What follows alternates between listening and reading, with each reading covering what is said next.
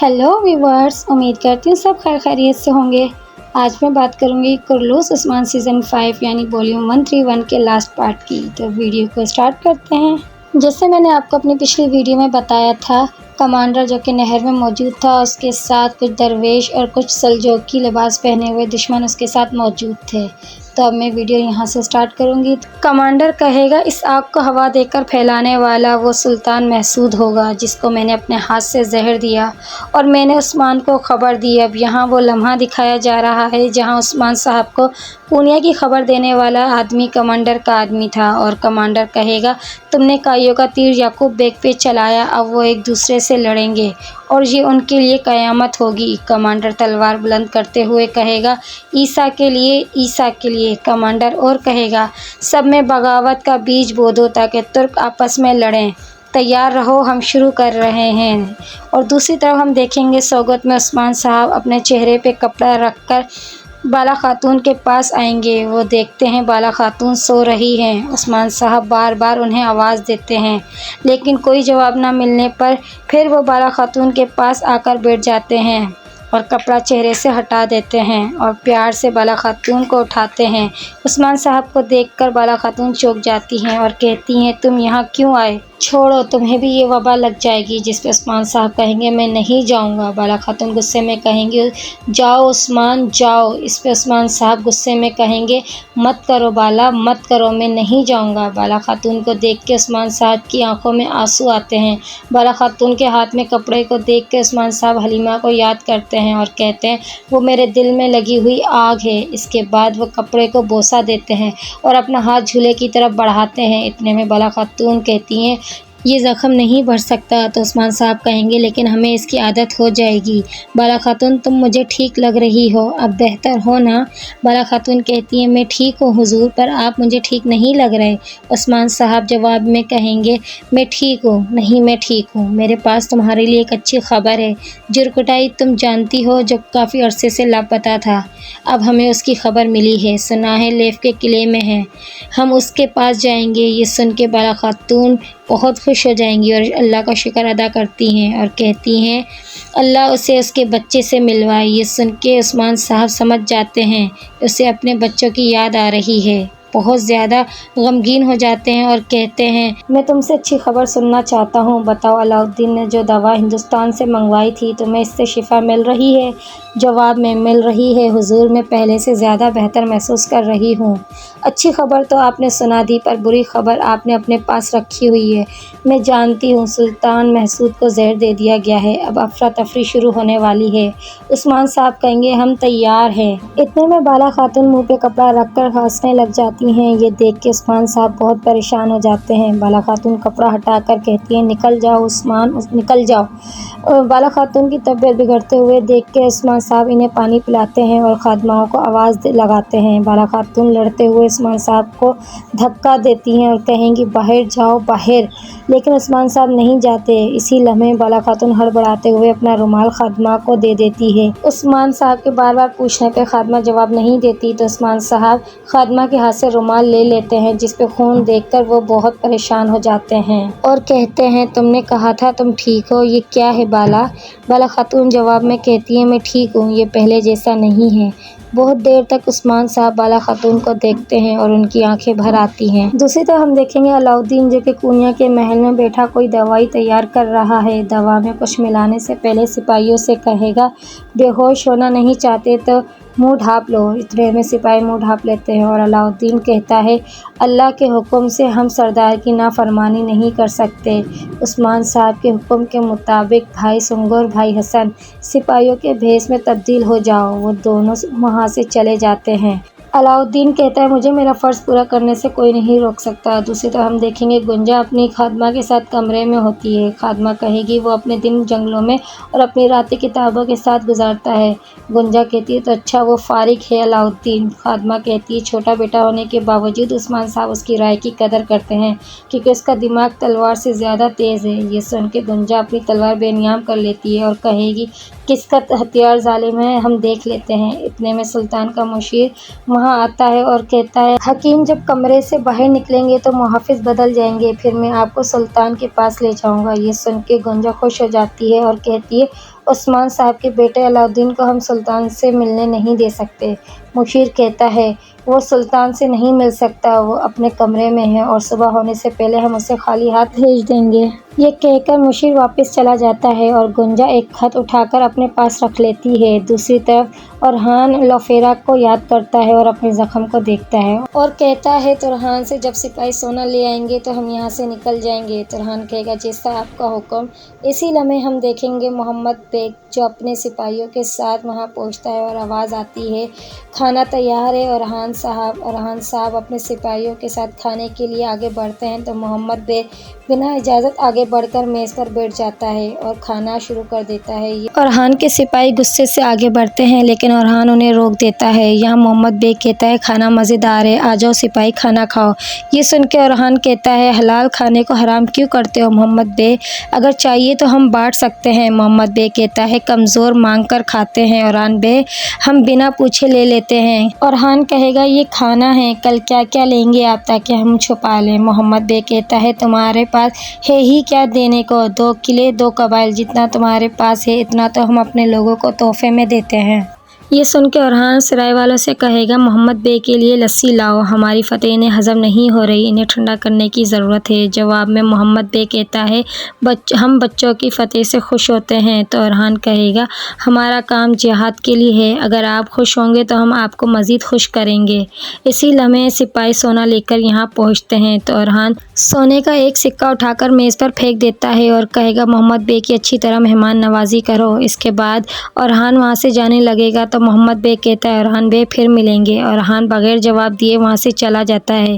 اسی لمحے سرائے کا محافظ لسی لے کر آ جاتا ہے اور محمد بیگ کہتا ہے میں جانتا ہوں یہاں سونا کیوں آیا ہے، بڑا کون ہے تم دیکھ لو گے، اور غصے میں وہ لسی لے لیتا ہے۔ دوسری طرف محل سے حکیم سلطان کے کمرے سے باہر نکل کر آگے بڑھتے ہیں۔ انہیں جاتا دیکھ کر مشیر گنجا سے کہتا ہے آپ میرا تعاقب کریں، میں آپ کو خفیہ کمرے سے اندر لے کے جاؤں گا۔ اس کے ساتھ سب آگے بڑھ جاتے ہیں اور یہاں علاؤدین سپاہیوں کے ساتھ منہ ڈھانپ کر سلطان کے کمرے کے باہر کھڑا ہوتا ہے اور بے ہوش کے لیے تیار کی دوا رکھ کر دھواں سپاہیوں کی طرف کرتا ہے اور خفیہ کمرے سے گنجا اور خادمہ اندر داخل ہو جاتی ہیں، جہاں پہ سلطان مسعود بالکل بے ہوش بیڈ پہ لیٹے ہوئے ہوتے ہیں۔ گنجا سلطان کے پاس بیٹھ جاتی ہے اور ان کی انگلی سے وہ مہر اتار لیتی ہے اور اپنے ساتھ لائے خط پہ وہ مہر لگا لیتی ہے، جس سے اس کا خط فرمان کی صورت اختیار کر جاتا ہے۔ اسی لمحے باہر کھڑا سپاہی اٹھتا ہوا دھواں دیکھ کر اس کی جانب بڑھتا ہے اور کہتا ہے یہ کیا ہے بھائی؟ اسی ٹائم وہ بے ہوش ہو کر گر جاتا ہے۔ ان کے گرنے کی آواز اندر موجود گنجا اور خادمہ دونوں کو سنائی دیتی ہے، جبکہ علاؤدین کے سپاہی انہیں ٹھکانے لگا دیتے ہیں اور ان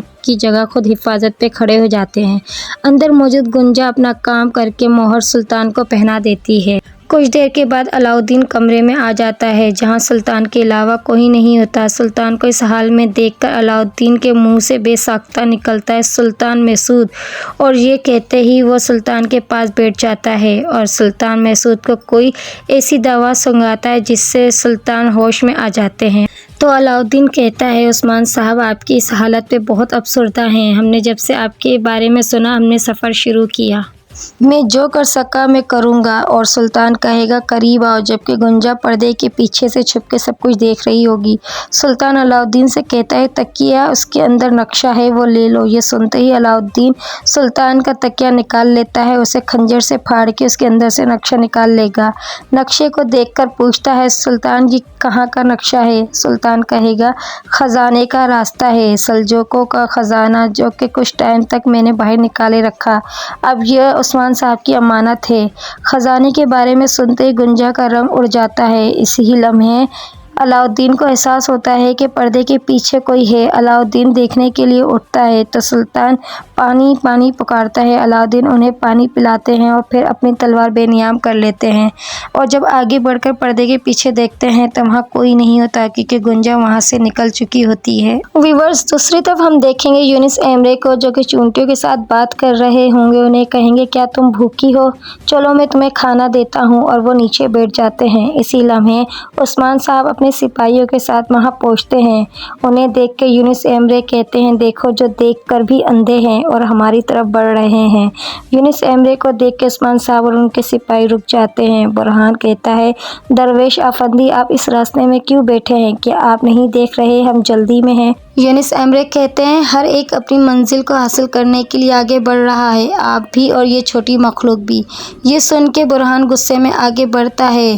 عثمان صاحب اسے روک دیتے ہیں اور خود گھوڑے سے اتر کے ان کے پاس جاتے ہیں اور پوچھتے ہیں، آپ کس کے بارے میں بول رہے ہیں؟ تو یونس ایمرے کھڑے ہو کر کہیں گے، میں نہیں بول رہا جناب، حق ہے، قرآن اس کے بارے میں کہتا ہے، اے چونٹیوں تم اپنے گھروں میں داخل ہو جاؤ، کہیں سلیمان یا اس کا لشکر تمہیں کچل نہ دے اور وہ شعور نہ رکھتے ہوں۔ یہ سن کے عثمان صاحب نیچے بیٹھ جاتے ہیں۔ یہ دیکھ کے یونس ایمرے کہتے ہیں، یہاں تک کہ اللہ پاک حضرت سلیمان سے بھی اپنی مخلوق کی حفاظت کرتے ہیں اور کہتے ہیں انہیں گزرنے دیں حضور۔ اس کے بعد عثمان صاحب کھڑے ہو کر کہتے ہیں، کتنی خوبصورت بات کی آپ نے درویش افندی، آپ نے ہمیں سیدھا راستہ دکھایا۔ عثمان صاحب ان کا شکریہ ادا کرتے ہیں اور اپنے سپاہیوں سے کہتے ہیں، ہم دوسرے راستے سے جائیں گے۔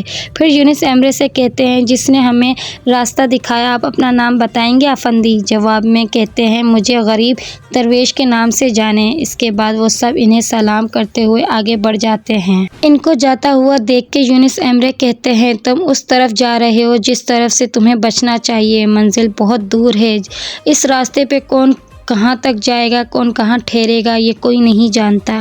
اب ہم دیکھیں گے کونیا کا محل، جہاں گونجا کہتی ہے، میرے بابا بہت خوش ہوں گے جب وہ سنیں گے میں نے اپنا فرض پورا کر دیا، اور خبر کبوتر کے ساتھ باندھ کر اسے اڑا دیتی ہے۔ اس کے ساتھ ساتھ ایک آواز گونجتی ہے، سلطان مسعود انتقال کر گئے اور آخرت کی طرف چل دیے۔ سلطان مسعود کی موت کی خبر سنتے ہی سلجوق ریاست کا اختتام ہوتا ہے۔ ویورز، عثمان صاحب نے سلطان مسعود کو بے اختیار بنانے میں بھرپور کوشش کی۔ انہیں بے انتہا غداریوں کے باوجود سلطان مسعود بالکل بے بس ہو گئے تھے۔ اپنے ہی خاندان میں بہت سے غدار نکلے جنہوں نے سلطان مسعود کا تخت الٹانے میں بہت سی مشکلات پیدا کی۔ بہت سے غدار ابھی بھی محل میں موجود ہیں۔ ایک نئی سلطنت کی جنگ شروع ہوتی ہے۔ جنگ میں ایک ہی مقام پہ اناطولیہ کے سرداران جمع ہیں۔ اسی وقت یعقوب بیگ بھی یہاں پہنچتے ہیں۔ یعقوب بیگ کا سپاہی کہتا ہے، دستور انصاف قائم کرنے والے اناطولیہ کے نئے سلطان یعقوب بیگ۔ یعقوب بیگ کے نام کے ساتھ ساتھ سلطان کا نام سن کے سب حیران اور پریشان ہو جاتے ہیں۔ سب ایک دوسرے سے پوچھتے ہیں، نیا سلطان، اس کا کیا مطلب ہے؟ اور سب یعقوب بیگ کو سلام پیش کرتے ہیں۔ پھر ہم دیکھیں گے علاؤالدین سپاہیوں کے ساتھ اپنی منزل کی جانب بڑھ رہا ہوگا اور دوسری طرف گنجا بھی اپنا مقصد پورا کر کے لوٹ رہی ہوگی۔ یہاں سردار یعقوب بیگ کہیں گے، آپ سب سوچ رہے ہوں گے میں نے آپ کو یہاں کیوں بلوایا؟ تو ایک سردار کہے گا، جی بالکل۔ تو یعقوب بیگ کہیں گے، سلطان مسعود سے خبر ملی، وہ موت کے دروازے پر ہیں۔ کونیا کی ریاست کا سورج غروب ہونے والا ہے۔ یہ سن کے سرداران سب پریشان ہوں گے۔ ایک سردار کہے گا، ارے نہیں، دشمن خوش ہوں گے۔ یعقوب بیگ کہے گا، کچھ دیر پہلے جو آپ نے سنا وہ بالکل بیکار نہیں، میں ریاست کی قیادت سنبھالنا چاہوں گا۔ سب سردار کہیں گے، ہم آپ کے ساتھ ہیں۔ اتنے میں ایک سپاہی یعقوب بیگ کے پاس آتا ہے اور کہے گا، قاصد راستے میں ہیں۔ یہ سن کے یعقوب بیگ خوش ہوتا ہے اور کہے گا، چلو ہم نکلتے ہیں۔ فرمان راستے میں ہے، جب فرمان میرے پاس آ جائے گا تمام سرداران میرے سامنے گھٹنے ٹیکیں گے، لیکن سب سے پہلے وہ۔ یعقوب بیگ کا اشارہ یہاں عثمان صاحب کی طرف ہے۔ یہاں عثمان صاحب اپنے سپاہیوں کے ساتھ لیف کے قلعے کے باہر پہنچتے ہیں۔ یہ دیکھ کے بازنطی سپاہی ان پہ تیر تان لیتے ہیں تو برہان تیز آواز سے کہتا ہے، محافظ اپنے تیک فورس سے کہو، کائی کے سردار تمام ترک قبیلوں کے محافظ عثمان صاحب آئے ہیں۔ یہ سن کے بازنطی سپاہی کہتا ہے، اپنے گھوڑے اور اپنی تلواریں وہیں چھوڑ کر آؤ۔ جواب میں عثمان صاحب کہتے ہیں، ہم اپنی تلواریں کبھی نہیں چھوڑتے۔ لیکن کچھ دیر سوچنے کے بعد برہان سے کہتے ہیں، اپنی تلواریں اور کمانیں چھوڑ دو۔ اسی کے ساتھ قلعے کے دروازے کھلتے ہیں اور عثمان صاحب اپنے سپاہیوں کے ساتھ اندر داخل ہوتے ہیں۔ اندر داخل ہوتے ہی کیا دیکھتے ہیں، قلعے میں موجود سپاہیوں کے پاس تلواریں موجود ہیں۔ قلعے کا گورنر دوسری منزل سے باہر نکل رہا ہوتا ہے۔ گورنر کو دیکھ کے عثمان صاحب کہتے ہیں، تیک فور زیرون، میرا سپاہی جرکٹائی آپ کے پاس ہے، آپ کے لیے ہم سونا لائے ہیں، بغیر کسی پریشانی کے میرا سپاہی مجھے دے دو۔ عثمان صاحب مزید کہتے ہیں اگر تم خون ریزی نہیں چاہتے تو یہ سن کے گورنر حکم دیتا ہے سپاہی جرکوٹائی کو لے کر آؤ۔ وہ بالکل نڈھال پنجرے میں قید جرکوٹائی کو دیکھ کے عثمان صاحب اور سپاہی سب پریشان ہو جاتے ہیں۔ جرکوٹائی کو بار بار آواز دینے پہ اس کی سانسیں محسوس کرتے ہیں اور کہتے ہیں یہ زندہ ہے۔ یہ سن کے برہان اللہ کا شکر ادا کرتا ہے۔ عثمان صاحب جرکوٹائی سے کہتے ہیں میں تمہیں نکال لوں گا۔ دوسری طرف ہم دیکھیں گے ریموز آہستہ آہستہ پیچھے جانا شروع ہوتا ہے۔ اتنے میں گورنر کہتا ہے تمہارا سپاہی بھی یہاں رہے گا اور تم سب بھی مرو گے۔ اتنے میں بازنطی سپاہی تیر برسانا شروع کرتے ہیں۔ یہ دیکھ کے عثمان اور اس کے سپاہی جرکوٹائی کے ارد گرد حصار بنا دیتے ہیں، لیکن بازنطی سپاہی بڑی مہارت سے پنجرے کو دوسری طرف لے جاتے ہیں۔ ریموز کو دوسری طرف دیکھ کر عثمان صاحب غصے سے کہتے ہیں کمینے۔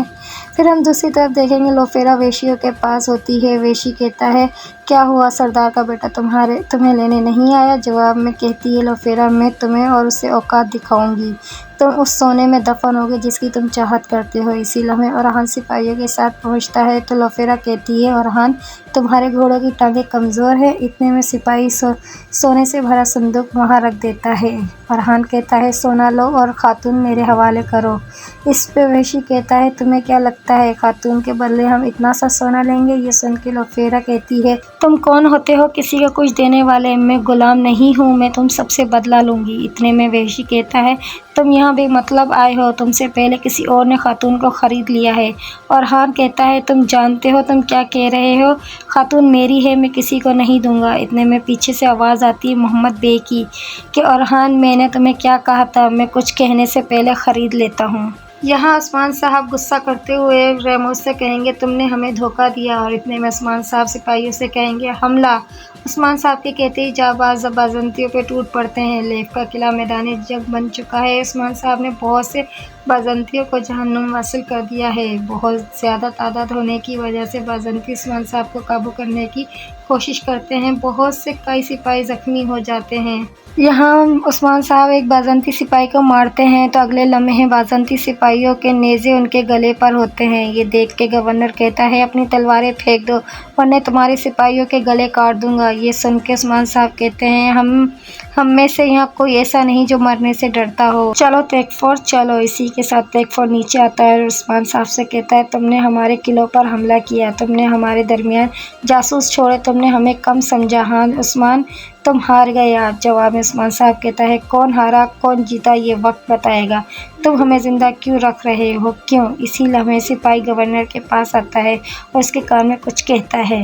گورنر عثمان صاحب سے کہتا ہے وہ آ رہے ہیں۔ اتنے میں قلعے کا دروازہ کھلتا ہے، یعقوب بیگ سرداروں کے ساتھ داخل ہوتے ہیں۔ یہ دیکھ کے گورنر کہتا ہے سرداروں کا آپ کو شکریہ ادا کرنا چاہیے، یہ آپ کو بچانے آئے ہیں، اگر یہ نہ آتے تو آپ یہاں سے زندہ بچ کر نہ جاتے۔ عثمان صاحب سرداروں کو دیکھ کے حیران و پریشان ہوتے ہیں۔ اتنے میں گورنر کے حکم پہ عثمان صاحب اور سپاہیوں کو چھوڑ دیتے ہیں۔ یعقوب بیگ کہتا ہے لیف کے قلعے کے حکمران ٹیک فور میں نے آپ پہ بھروسہ کیا اور آپ نے اسے زندہ چھوڑ دیا۔